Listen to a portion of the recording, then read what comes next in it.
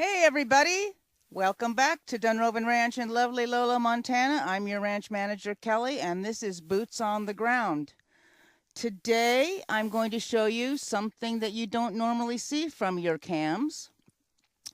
I've shown you the inside of a horse trailer, the inside of the tack room. I think someday I'll show you the riparian in the dance hall. Today I'm going to show you the orchard. The orchard, the Miller's orchard is loaded with fruit this time of year. Behind the camera is the pear tree, and they're gorgeous. They're about ready to go. I know some of the kids in the pony clubs have been snacking. For me, I like them a little riper and a little juicier. Behind the pear tree is an apricot tree, which gave us quite a bit of fruit this year, and we ate some of it. And one day it was denuded. I think Sterling Miller took the apricots to season some of his liqueur. I'm not sure, but they were gone one day. Something else that's gone are the cherries. There's at least two kinds of cherries here. A quite tart pie cherry and a sweeter cherry. May have been a Bing, maybe a Rainier, I'm not quite sure. But in short order, the birds took care of the good cherries, or the sweet cherries, and eventually they got to the pie cherries. What we have left are pears, lots of apples, and plums, which are incredibly good. And my sidekick Arrow is joining me today. He is resting in the shade. He loves being outside. So he's going to be he's my Ed McMahon today. This tree has a couple of apples. I think these are State Fair. I'm not sure. This one didn't have a lot. Should I try it?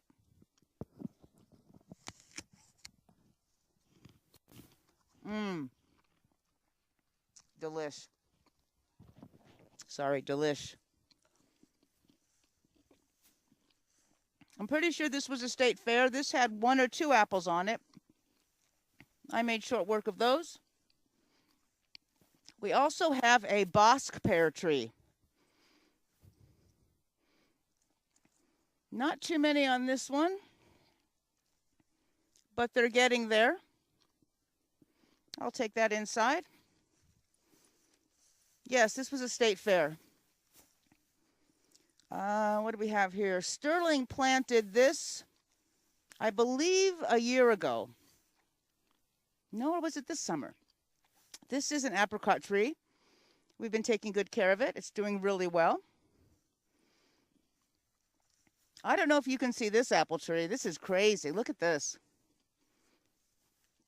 And we don't spray, so there's no pesticides on them. They're perfectly healthy to eat right off the tree. These are the plums. These are amazing. Let me see. Absolutely ready to eat. What I like to do is freeze the fruit over the winter. So in January, when I just can't take it another minute, I can make hot oatmeal with some of this fruit in it. We have more plums here. These were the cherry trees back here that we didn't get much of. Here's another plum tree. They are just full of plums. I hope you can see a little bit. Something else that's back in the orchard, you probably see us in here a lot. We have our hops growing on the fence over here. Now the hops serve, well, two purposes for us at the ranch. One, they provide shade for the horses. And two, they are medicinal for horses. Hops themselves are a bit of an anti-anxiety for the horses, and if they feel the need, they can eat them. They're not toxic, in other words, and they nibble once in a while. I don't think we have very stressed horses because they don't eat them that often. I don't know if you know this about hops, but they're quite prickly. And early on in the season, when we're training them to go over the top, we get eaten up a little bit by them, but they're beautiful. and they smell like beer. Another reason we would be in the orchard is to water the pasture. You probably can't see it, but right over here is a 100-gallon stock tank, and that's what waters the herd when they're in this part of the south pasture. Someone's drinking now. I think it's Rocket. Yes, you probably can't see. That's a shame. Rocket's having a nice drink over there. We keep the orchard pretty well watered. It looks pretty nice and lush. We do keep it mowed during the height of the season, but we're dialing down the watering a little bit. It's almost mid-September, and obviously we're into the fall, and winter will come, and this will go away, and it'll start all up again about the time the ospreys come back. Something else in the orchard you might not see is the greenhouse. The greenhouse right now is storage for us, and hopefully in the spring we will get our garden going again, and we'll have need of the greenhouse for our starts and to grow maybe some hothouse plants. It'd be great to have it going in the winter, wouldn't it? To have with the right kind of grow lights and humidity and temperature, we could have some vegetables late into the fall season and early in the spring. There's also a storage shed back there, and then the other side is the garden, where there were tomatoes, zucchini, strawberries, and raspberries. Something else we do back here in the orchard is we soak hay for the horses that get soaked hay. The soaking hay again takes sugar out, a lot of the sugar out.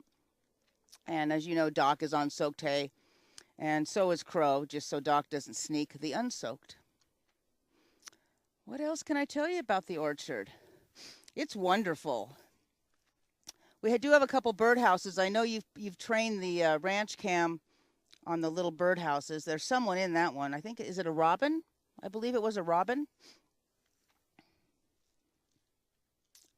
One of our favorite jobs at the ranch is topping off the waters. We always top off the waters absolutely to the brim. So if we lose a pump, if we lose water pressure, that extra inch of water is going to matter to the horses. And one of our favorite jobs, especially in the heat of the summer, is topping off the waters, because you're back here in the shade and with the fruit.